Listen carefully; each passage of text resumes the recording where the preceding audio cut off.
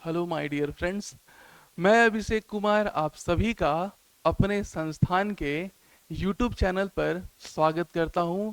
और जैसा कि कुछ दिन पहले ही इस बात की घोषणा की गई थी कि हम लोग झारखंड पुलिस के लिए और जीडी के लिए एक फ्री बैच लाएंगे, है ना। और ये भी बात कही गई थी कि उसको इस प्रकार के शब्दों में समझाया जाएगा, इस प्रकार से समझाया जाएगा कि आपको एकदम सरल तरीके से चीजें समझ में आए। तो मैं जीएस फैकल्टी अभिषेक कुमार पुनः आप सभी दोस्तों का अपने यूट्यूब चैनल पर हार्दिक स्वागत करता हूं, आप सभी का वेलकम करता हूं। तो मैं सबसे पहले स्टार्ट करूंगा भारतीय राज्य व्यवस्था और संविधान को बताना।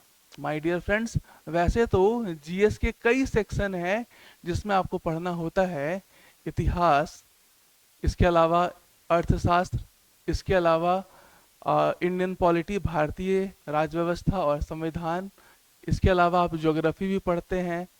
अगर इसके अतिरिक्त हम लोग बात करें तो आप साइंस पढ़ते हैं, है ना, करंट अफेयर्स पढ़ते हैं, स्टैटिक जीके पढ़ते हैं। तो सबसे पहले जो हमारा जो बैच आ रहा है, इसमें हम लोग शुरुआत करने जा रहे हैं भारतीय राज्य व्यवस्था और संविधान को, जिसको कि आप लोग शॉर्ट में कहते हैं कि भाई मुझे तो पॉलिटी पढ़नी है, पॉलिटी जानना है कि आखिरकार ये इंडियन पॉलिटी क्या होती है। दोस्तों, जैसा कि आप यहाँ पे देख पा रहे हैं, एक भारत का संविधान का फोटो आपके सामने रखा गया है। और हम अगर इस संविधान के बारे में बात करें तो ये हमारे देश में बनकर तैयार हुआ था 26 नवंबर 26 नवंबर 1949 को। और ठीक अगले वर्ष 1950 में 26 जनवरी को इसे पूरे भारतवर्ष में लागू कर दिया गया। अगर हम बात करें 26 नवंबर के बारे में, तो ये वही दिन था दोस्तों, ये वही दिन था जिस दिन हमारे देश में संविधान को बना दिया गया था। अगर हम बात करें कि 26 नवंबर की, तो 26 नवंबर को ही हम लोग संविधान दिवस के रूप में भी मनाते हैं। अर्थात 26 नवंबर संविधान दिवस के रूप में हम लोग इसलिए मनाते हैं क्योंकि 26 नवंबर को ही भारतीय संविधान बनकर तैयार हो गया था। हम लोग ये जानते हैं कि हमारे संविधान के बनने में लगभग 2 साल 11 महीने 18 दिन लगे थे, है ना। और उसके बाद जाकर संविधान सभा के द्वारा संविधान का निर्माण किया गया था। अगर हम बात करेंगे इसके आगे, तो हम देख रहे हैं जो हमें पढ़ना है, जो हमारा सब्जेक्ट है, वो क्या है? भारत की राज्य व्यवस्था और संविधान। तो सबसे पहले तो हमारा यही प्रयास होगा कि हम आपको समझा पाए कि आखिरकार ये राज्य व्यवस्था क्या होती है ना। और ये भी समझा पाए कि संविधान क्या होता है। तभी तो आप समझ पाएंगे अपने सब्जेक्ट को बेहतर तरीके से, है ना। आइए हम लोग समझते हैं कि आखिरकार राज व्यवस्था क्या होती है।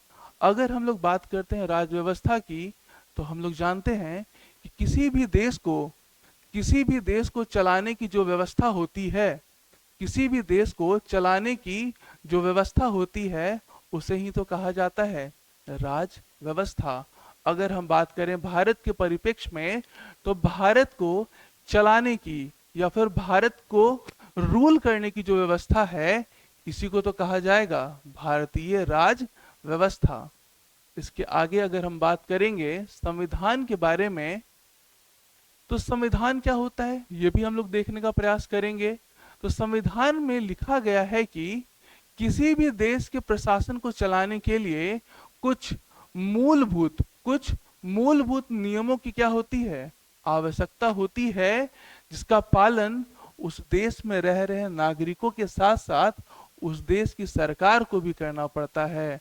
अर्थात कोई जो राज्य व्यवस्था है जिसके तहत देश को चलाया जाना है, उसके लिए कोई तो नियम कानून होगा ना। तो उन्हीं नियम कानूनों का एक लिखित संकलन, एक लिखित संकलन या फिर संग्रहण ही क्या कहलाता है? भारतीय संविधान कहलाता है। अगर हम बात करेंगे आगे कि भाई भारतीय संविधान की क्या क्या विशेषताएं हैं, इसके क्या क्या सिग्निफिकेंस हैं, क्या क्या इसकी विशेषताएं हैं, तो हम लोग देखेंगे कि जो भारत का संविधान है, जो हमारे भारत का संविधान है, ये विश्व का सबसे लंबा या सबसे बड़ा लिखित संविधान है। लिखित संविधान जिसे कि किसी व्यक्ति ने लिखा है।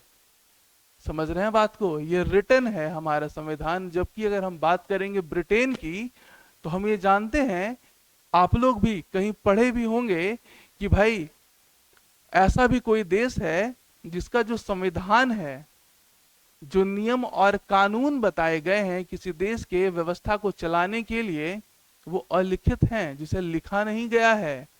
तो एक सवाल कभी कभी पूछ लिया जाता है आपसे एग्जाम में कि बताइए वो कौन सा देश है जिसका संविधान अलिखित है, जिसे लिखा नहीं गया है? तो माय डियर फ्रेंड्स, वो संविधान किसका है? वो संविधान है ब्रिटेन का। किसका है? ब्रिटेन का है। और हम ये भी जानते हैं कि जो हमारा भारतीय संविधान था, इसे दो हिस्सों में बांटा गया था। दो हिस्सों में बांटा गया भारतीय संविधान को। और अगर आप देखिएगा तो जो हमारा भारतीय संविधान है, इसको दो हिस्सों में बांटा गया है। और दो हिस्से कौन कौन से हैं? तो एक कहलाता है हमारा मूल संविधान या फिर बेसिक कॉन्स्टिट्यूशन। क्या कहलाता है? Basic constitution. और जो दूसरा है वो कहलाता है वर्तमान संविधान या फिर मॉडर्न कॉन्स्टिट्यूशन। क्या डिफरेंसेस है दोनों में? वर्तमान संविधान किसे कहते हैं और मूल संविधान किसे कहते हैं? मॉडर्न कॉन्स्टिट्यूशन किसे कहा जाएगा और बेसिक कॉन्स्टिट्यूशन किसे कहा जाएगा? दोस्तों, अगर हम बात करें बेसिक कॉन्स्टिट्यूशन की, तो बेसिक कॉन्स्टिट्यूशन उसे कहा जाता है जो 26 नवंबर 1950 को लागू हुआ था। और वर्तमान समय में जो हमारे पास संविधान का स्वरूप है, उसे ही तो कहा जाता है मॉडर्न कॉन्स्टिट्यूशन या फिर वर्तमान संविधान। माय डियर फ्रेंड्स, अगर हम बात करें मूल संविधान और वर्तमान संविधान के कंपैरिजन के बारे में, तो हम लोग कुछ महत्वपूर्ण बातें नोटिस करते हैं। आखिरकार ये कौन सी बातें हैं जो हमें नोटिस करनी चाहिए? आइए देखते हैं। हम लोग यहाँ पे देख रहे हैं कि जो भारत का संविधान है वो 26 जनवरी 1950 को लागू होता है। और उस मूल संविधान के अंतर्गत जो अनुसूचियां थी, जो शेड्यूल्स हैं, उनकी जो संख्या वो कितनी बताई गई है? तो उनकी संख्या बताई गई है 8। लेकिन वर्तमान में अगर हम बात करें तो जो अनुसूचियों की संख्या है वो है 12, यानी कि 12 है अनुसूचियों की संख्या। अर्थात 4 ऐसी अनुसूचियां हैं पुराने संविधान और नए संविधान के बीच में, जो कि बाद में संविधान में जोड़ी गई हैं। पहले कितनी थी? 8 थी। और अभी के वर्तमान में जो अनुसूचियां हैं, इनकी संख्या 12 है। आई नो फ्रेंड्स कि आप लोग में से बहुत सारे ऐसे होंगे जिनको पता नहीं होगा कि आखिरकार ये आर्टिकल क्या है, अनुसूची क्या है, प्रस्तावना किसे कहते हैं। ये सारी की सारी बातें हम आपको धीरे धीरे कर कर स्पष्ट करेंगे। अगर हम अभी सारी चीजें क्लियर करेंगे तो भाई क्या होगा?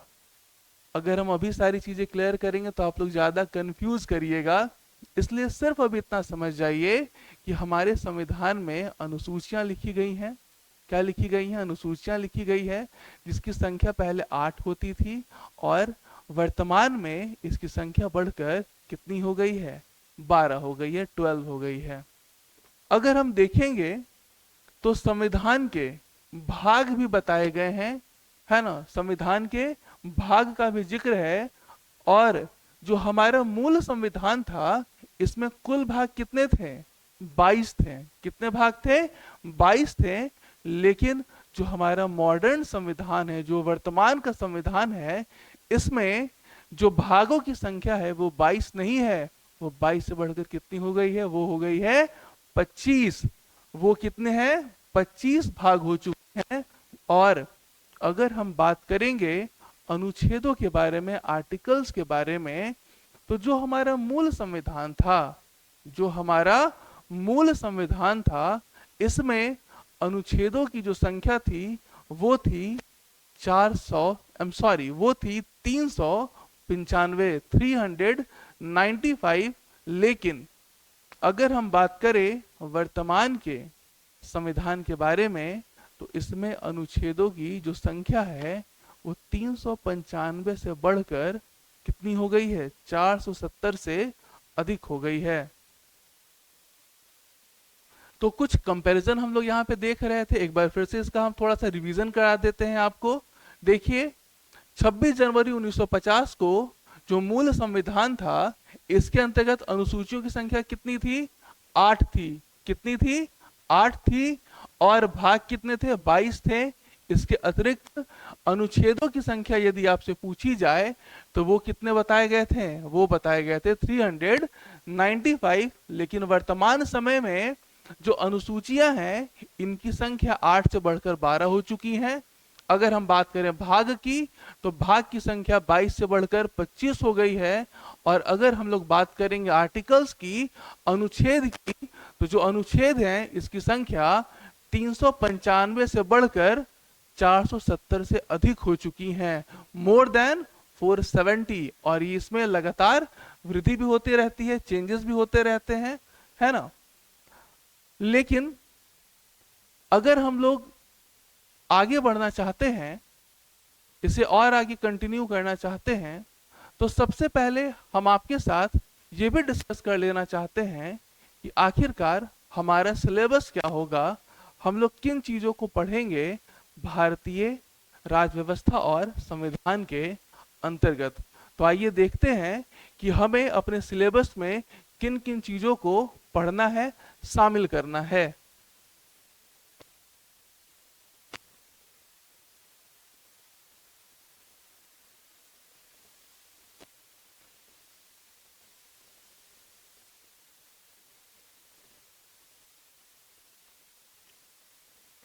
हम लोग का जो सिलेबस है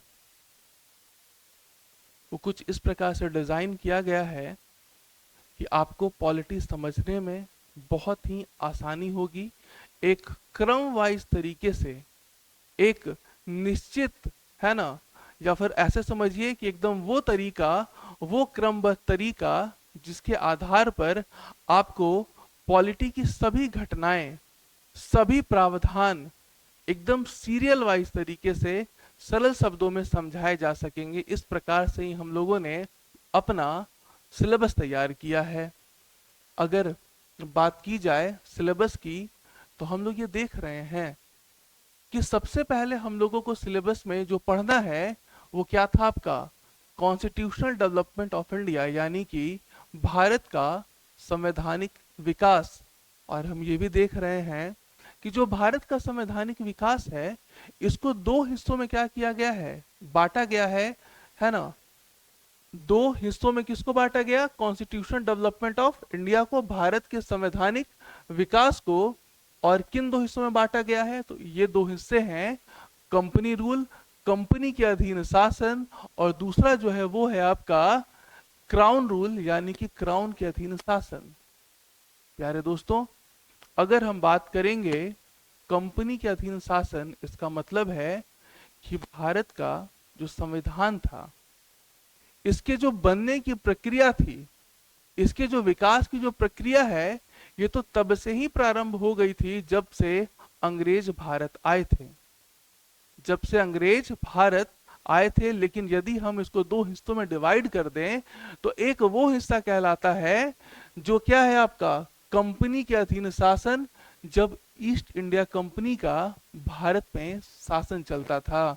लेकिन 1857 के क्रांति के बाद हम लोग इस चीज को देखते हैं कि भाई ब्रिटिश अधिकारियों ने यह तय किया कि अब भारत में ईस्ट इंडिया कंपनी का शासन नहीं बल्कि रानी विक्टोरिया का प्रशासन चलेगा। अर्थात हम लोग आधिकारिक तौर पर गुलाम हो जाएंगे किसके? ब्रिटेन के।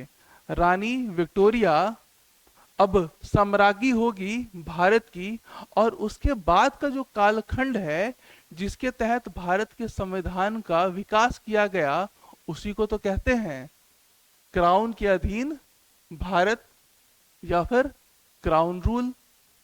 अगर हम बात करेंगे कॉन्स्टिट्यूशन डेवलपमेंट ऑफ इंडिया के बाद जो हमें पढ़ना है वो क्या है? हम लोग पढ़ेंगे संविधान निर्माण, जिसमें हम लोग देखेंगे कि आखिरकार हमारे संविधान का निर्माण किस प्रकार से किया गया, कैसे संविधान सभा बनाई गई, संविधान सभा के बाद किस प्रकार से अंतरिम गवर्नमेंट बनाया गया, है ना। अंग्रेज जब भारत को छोड़ के चले गए तो हमारे देश में जब तक चुनाव नहीं हुए थे तब तक तो अंतरिम या फिर इंटरिम गवर्नमेंट थी ना। उसके बारे में हम लोग पढ़ेंगे, जानेंगे। इसके बाद हम लोग ये भी देखेंगे कि संविधान सभा की क्या क्या समितियां थी, इन कमिटीज के बारे में हम लोग को पढ़ना है। फिर हम लोग देखेंगे कि भारतीय संविधान के विदेशी स्रोत क्या हैं, भारतीय संविधान के विदेशी स्रोत क्या हैं। अगर एक उदाहरण देकर अगर हम आपको समझाएं तो आप ऐसे समझिए कि जो हमारा प्रस्तावना है जो संविधान के अंतर्गत लिखित है, वो जो प्रस्तावना है उसका विचार तो लिया गया था अमेरिका से। कहां से लिया गया प्रस्तावना का विचार? अमेरिका से। लेकिन प्रस्तावना की जो भाषा है ये अपनाई गई ऑस्ट्रेलिया से। प्यारे मित्रों, आप ये भी जानते हैं कि जो हमारे संविधान है उसमें बहुत सारे विदेशी स्रोतों का भी इस्तेमाल किया गया है। हमारा जो संविधान है वो कई देशों से उनके संविधान से, है ना, लिया गया है। उनकी जो भी अच्छी बातें थी वो हमारे संविधान में शामिल की गई हैं, है ना। ये सारी की सारी बातें हम लोग एक अलग चैप्टर में, जो क्या है आपका भारतीय संविधान के विदेशी स्रोत, इसमें हम लोग पढ़ेंगे। अभी हम लोग थोड़ा सा बात भी किए, चर्चा भी किए किसके ऊपर? संविधान की विशेषताओं के ऊपर। फीचर्स ऑफ द कॉन्स्टिट्यूशन, संविधान की विशेषताएं। और जैसे ही हम लोग इस टॉपिक को खत्म करेंगे संविधान की विशेषताओं को, फिर हम लोग स्विच करेंगे कहां पे? प्रियम्बल और शेड्यूल्स के ऊपर, संविधान की प्रस्तावना और अनुसूचियों के ऊपर। और जैसे ही प्रियम्बल और अनुसूचियां खत्म होगी, हम लोग बात करेंगे संविधान के भाग जिसके तहत उल्लेखों का, जिसके तहत अनुच्छेदों का जिक्र है ना। संविधान के भाग एवं अनुच्छेद के बारे में हम लोग पढ़ेंगे, जिसमें हम पढ़ेंगे संघ और इसके क्षेत्र राज्य के बारे में, है ना। ये आपका पार्ट 1 है, जिसमें हम लोग देखेंगे कहां से कहां तक? आर्टिकल 1 से लेकर आर्टिकल 4 तक। यानी कि जो संविधान का भाग 1 है जिसका नाम क्या है? संघ एवं इसके क्षेत्र राज्य। इसमें हम लोग पढ़ेंगे पार्ट 1 में आर्टिकल 1 से लेकर आर्टिकल 4 तक। इसी प्रकार से हम लोग सारे के सारे भाग, जितने भी भाग हमारे संविधान में दिए गए हैं, टोटल 22 के 22 भाग जो मूल संविधान का हिस्सा थे वो भी, और जो 3 नए जोड़े गए हैं भाग, उन्हें भी हम लोग अपने सिलेबस में पढ़ेंगे। सारे के सारे आर्टिकल्स, जो भी महत्वपूर्ण आर्टिकल्स है वो सभी, वो सारे के सारे भाग जो कि आपके एग्जामिनेशन के लिए महत्वपूर्ण है, उसे भी हम लोग पढ़ने का काम करेंगे। जिसके तहत अगर हम बात करें, जब सारे के सारे आपके भाग कंप्लीट हो जाएंगे तो लास्ट में हम लोग जिक्र करेंगे महत्वपूर्ण संविधान संशोधनों की, महत्वपूर्ण संविधान संशोधनों की। और जैसे ही महत्वपूर्ण संविधान संशोधन भी हम लोग अपने सिलेबस का फिनिश करेंगे, हम लोग चर्चा करेंगे नॉन कॉन्स्टिट्यूशनल बॉडीज की, गैर संवैधानिक निकाय या फिर अंग की, जैसे कि राष्ट्रीय मानवाधिकार या फिर राज्य मानवाधिकार। ऐसी संस्थाएं जिसका जिक्र भारतीय संविधान में तो नहीं किया गया, जिसका उल्लेख भारतीय संविधान में तो नहीं है, लेकिन वो हमारे देश के प्रशासन की व्यवस्था में अपनी एक महत्वपूर्ण भूमिका निभाती है, ऐसे संस्थाओं को भी हम लोग लास्ट में कवर करेंगे। दोस्तों, अगर हम बात करें स्टार्टिंग के 2 चैप्टर्स के बारे में, जो क्या है आपका भारत का संवैधानिक विकास और दूसरा चैप्टर है संविधान निर्माण, इन दोनों चैप्टर को हम लोग को मॉडर्न हिस्ट्री में भी पढ़ना होता है। इतिहास का सेक्शन है ना, 3 क्षेत्रों में इतिहास को हम लोग डिवाइड किए हैं। एक है आपका एंशियंट, दूसरा है मेडाइवल और तीसरा है मॉडर्न हिस्ट्री। तो इन 2 चैप्टर्स की अगर हम बात करें तो इसे हम लोग भारतीय इतिहास के मॉडर्न, है ना, मॉडर्न इंडियन हिस्ट्री में भी पढ़ेंगे, है ना, आधुनिक भारतीय इतिहास में भी इसको हम पढ़ते हैं। तो फिलहाल हम उन्हीं सेक्शन को सबसे पहले उठा रहे हैं जो कि आपके एग्जामिनेशन के लिए अत्यंत महत्वपूर्ण है और जिसे कवर करना आपके लिए ज़रूरी है, क्योंकि यहीं से मुख्यतः आपके एग्ज़ाम में सवाल पूछे जाते हैं।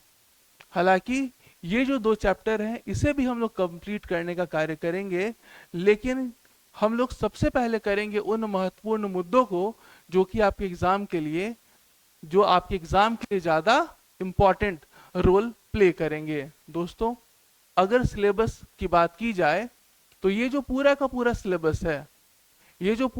सिलेबस है, है ना, ये आपको हमारे इंस्टीट्यूट के टेलीग्राम चैनल पर अवेलेबल करवा दिया जाएगा।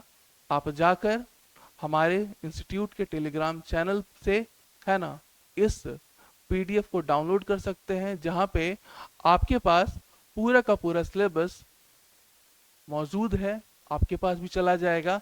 और जब भी हम क्लास फिनिश करेंगे, आप क्या करिएगा, हर एक टॉपिक को मिला लीजिएगा कि क्या सारे के सारे टॉपिक आपके कंप्लीट कराए गए हैं या नहीं। दोस्तों, अगर हम बात करेंगे सिलेबस को कंप्लीट पढ़ लेने के बाद, समझ लेने के बाद आगे, तो हम लोग फिर से पुनः वापस आते हैं अपने टॉपिक के ऊपर, जो क्या था, भारतीय संविधान। और हम लोग पढ़ रहे थे भारतीय संविधान की विशेषताएं। तो सबसे पहले हम लोगों ने क्या देखा कि जो भारतीय संविधान है ये दुनिया का सबसे बड़ा लिखित संविधान है। अगर हम बात करेंगे वो कौन सा संविधान है जो विश्व का पहला संविधान है, तो वो है अमेरिका का संविधान। लेकिन दुनिया का सबसे बड़ा लिखित संविधान किसका है, वो है हमारे देश भारत का संविधान। इसके बाद हम लोगों ने ये भी चर्चा कर ली कि मूल संविधान के अंतर्गत कितनी अनुसूचियां आएंगी, कितने भाग होंगे मूल संविधान में, और कितने अनुच्छेद होंगे हमारे मूल संविधान में। ये भी हम लोगों ने डिस्कस कर रखा है कि वर्तमान संविधान में कितने आर्टिकल्स होंगे, कितने भाग होंगे, कितनी अनुसूचियां होंगी। अब हम लोग थोड़ा और आगे बढ़ते हैं। वर्तमान में हमारे संविधान के अंतर्गत 106 संशोधन किए गए हैं। वर्तमान में हमारे संविधान के अंतर्गत 106 संशोधन किए गए हैं। अब आप लोग में से ऐसे बहुत सारे बच्चे होंगे जो इस बात को सोच के कंफ्यूज होते होंगे कि आखिरकार ये संशोधन क्या है, मुझे तो समझ नहीं आता कि संशोधन किसे कहते हैं। आपको एक बेसिक उदाहरण देकर मैं समझाना चाहूंगा कि आखिरकार ये संशोधन क्या होता है। दोस्तों, आप सभी जानते हैं कि हमारा जो संविधान है ये 1950 में बनकर तैयार हुआ और 1950 से लेकर अभी तक पूरे विश्व में कई प्रकार के बदलाव भी हुए हैं, समाज में भी बदलाव हुए हैं। अब इन बदलावों को देखते हुए जरूरी है कि हम अपने पुराने नियमों में भी क्या करें, बदलाव करें, उनमें कुछ चेंजेस लाएं, उनमें कुछ ऐड किया जाए और कुछ अतिरिक्त है तो उसे निकाला जाए। जैसे कि हम लोग देख रहे हैं कि जो आर्टिकल 370 का प्रावधान था पहले, उसे हम लोगों ने अपने संविधान से क्या किया है, निकाल दिया है ना। और अगर हम बात करेंगे जीएसटी को, तो उसे हम लोगों ने संविधान संशोधन करके अपने संविधान का हिस्सा बना लिया है। ठीक है, तो संविधान संशोधन क्या है?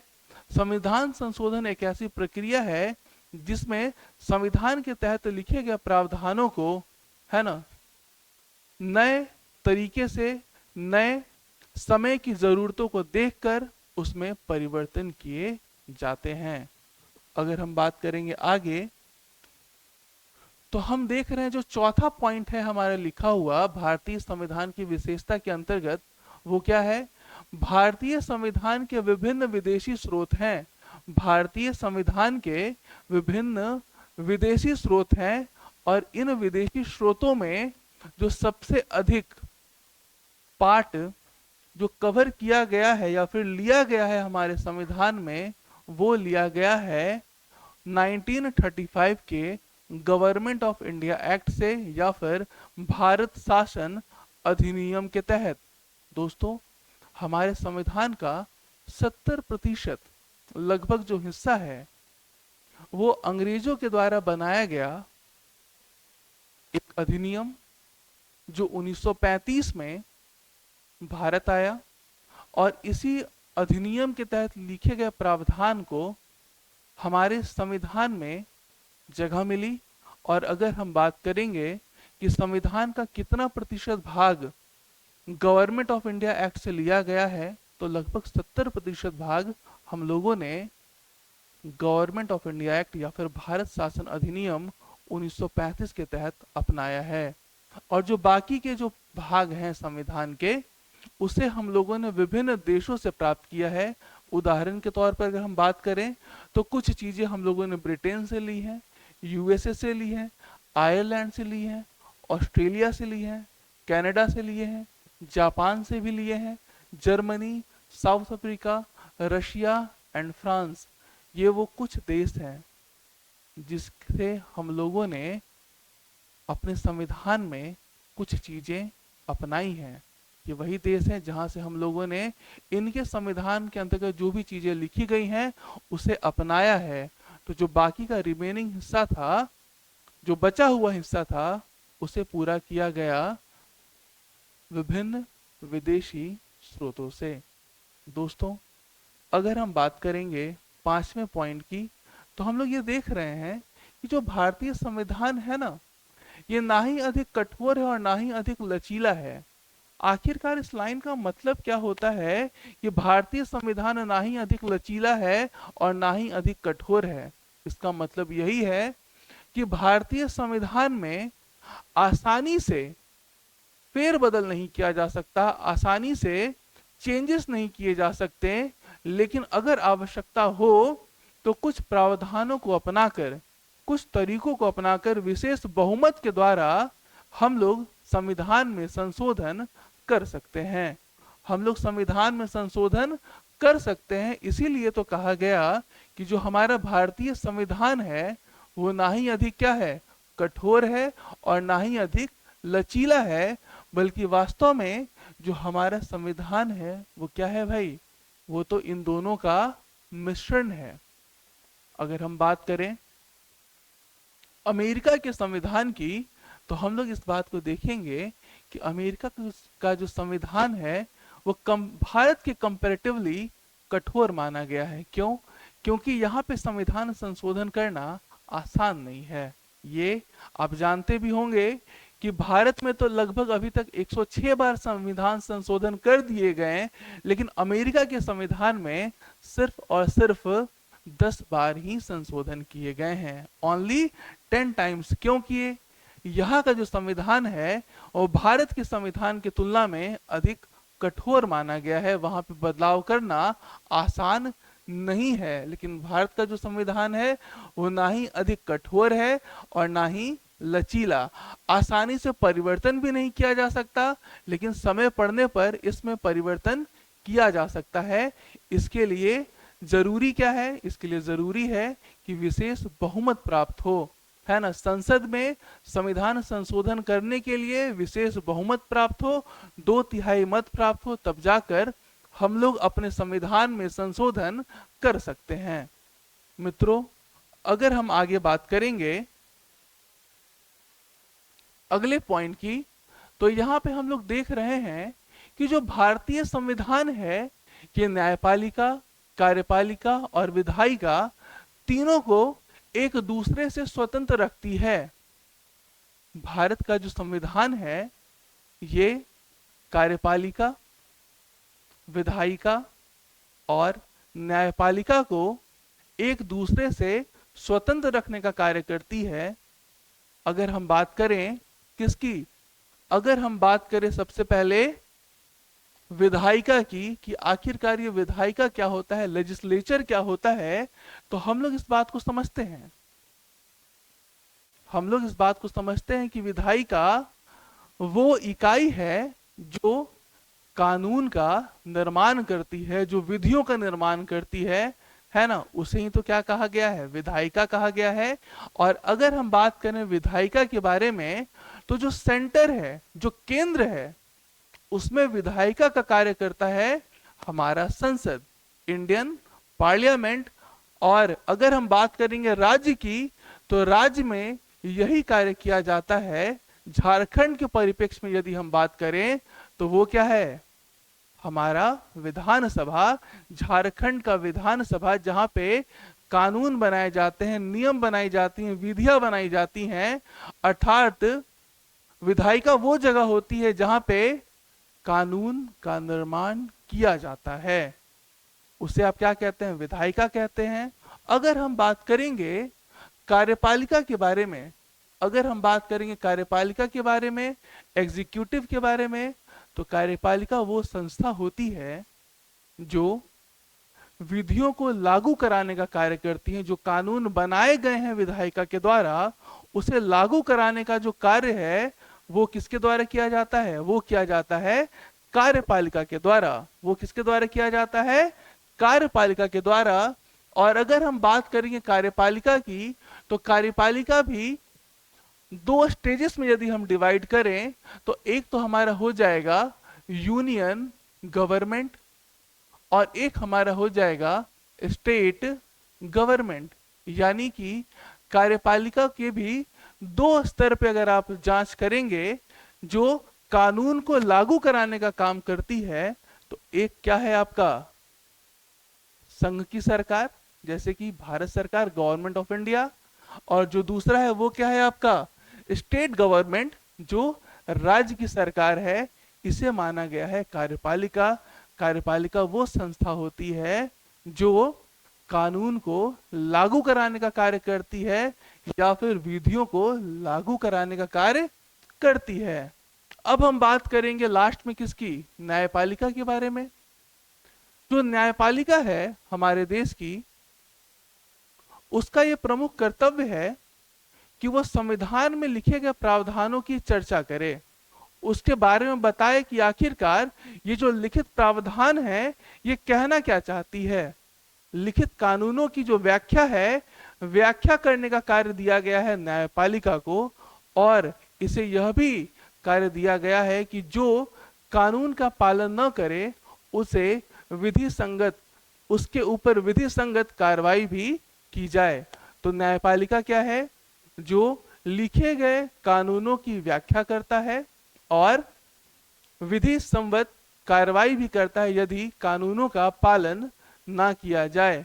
अगर हम बात करेंगे केंद्र के बारे में, अगर हम बात करेंगे केंद्र के बारे में, तो न्यायपालिका का कार्य केंद्र में सुप्रीम कोर्ट के द्वारा, सर्वोच्च न्यायालय के द्वारा किया जाता है, सुप्रीम कोर्ट के द्वारा किया जाता है। जबकि स्टेट की यदि हम बात करेंगे, तो न्यायपालिका का जो कार्य है ये हाई कोर्ट के द्वारा किया जाता है, उच्चतम न्यायालय के द्वारा किया जाता है। हमारा जो संविधान है, हमारा जो संविधान है, वो यह भी प्रावधान किया है कि भाई नागरिकों के मौलिक अधिकार भी सुनिश्चित हों। हमारा जो संविधान है वो नागरिकों के मौलिक अधिकार की भी बात करता है, और ये कहता है कि संविधान में जो भी आपको मौलिक अधिकार प्राप्त हुए हैं, वो आपसे कोई नहीं छीन सकता, अगर स्थिति सामान्य है तो। हम बात करेंगे इसके आगे राज्य के नीति निर्देशक तत्वों की।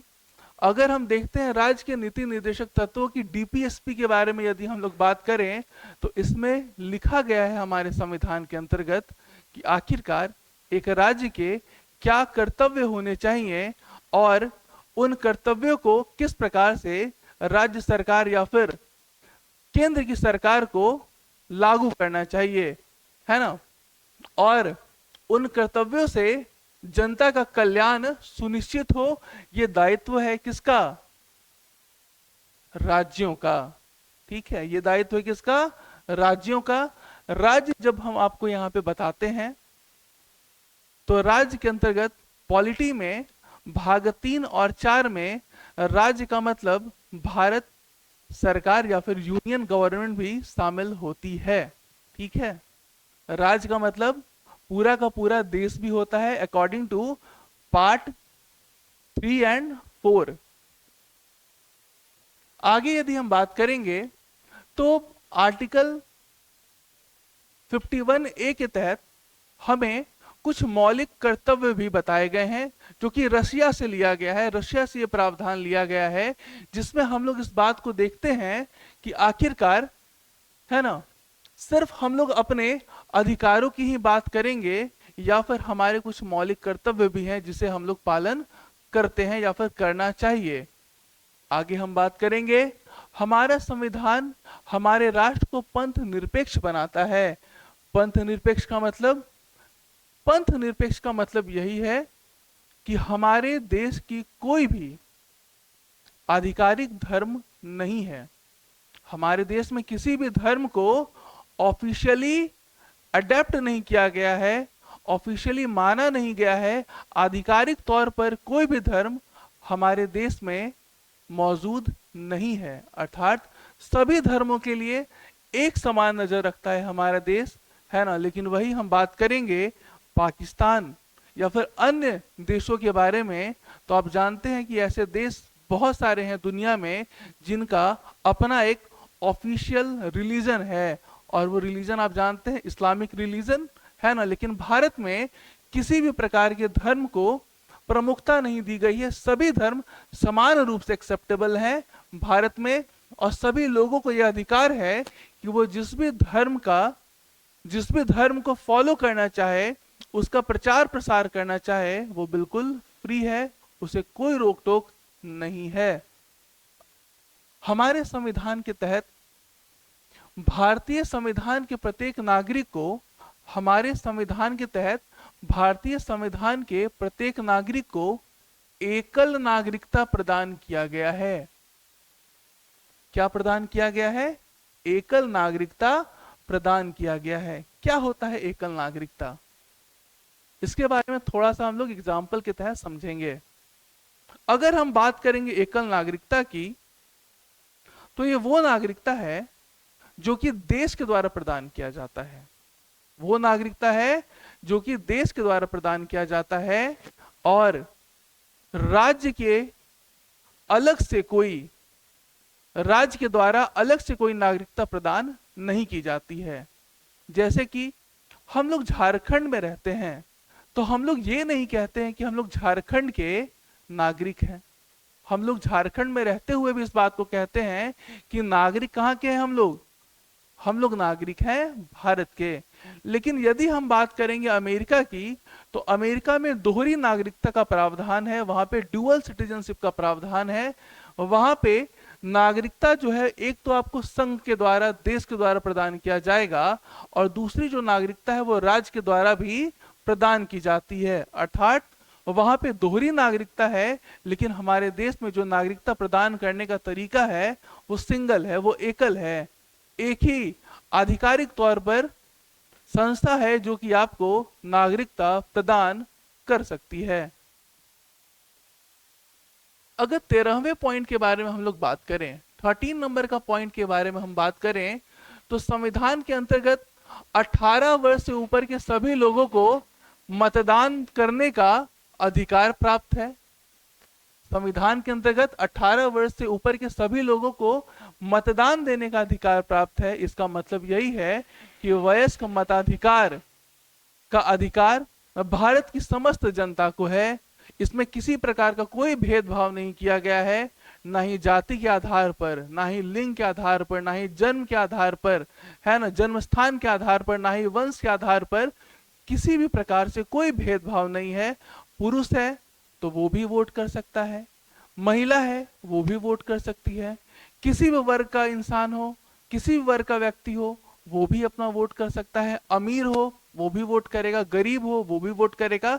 सिर्फ एक क्राइटेरिया रखा गया कि उसकी जो उम्र है वो 18 वर्ष से अधिक होनी चाहिए, वो वयस्क होना चाहिए। इसके बाद वो वोट देने के लिए इलिजिबल माना गया है।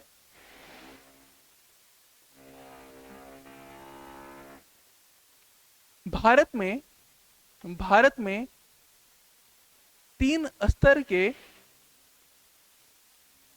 भारत के संविधान में तीन स्तर के सरकारों का प्रावधान किया गया है। भारत के संविधान में तीन स्तर के सरकारों का प्रावधान किया गया है। अगर हम बात करेंगे तीन स्तर की सरकार कौन कौन से हैं, एक आप सब जानते हैं, केंद्र सरकार जो दिल्ली से सत्ता का संचालन कर रही है।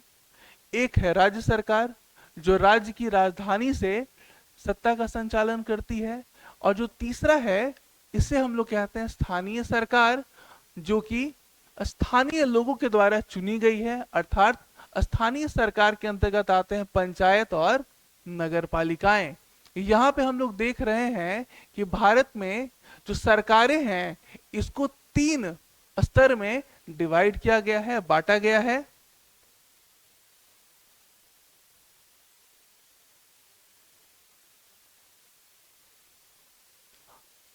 आगे का जो हमारा टॉपिक है दोस्तों, आगे का जो हमारा टॉपिक है ये है प्रस्तावना, प्रियम्बल।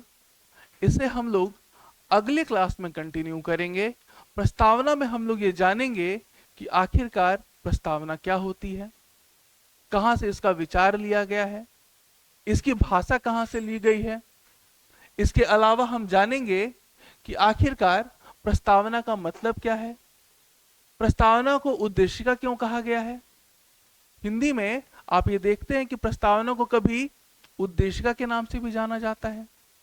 प्रियम्बल क्या होता है, इसके बारे में हम लोग विशेष चर्चा करेंगे अगले क्लास में।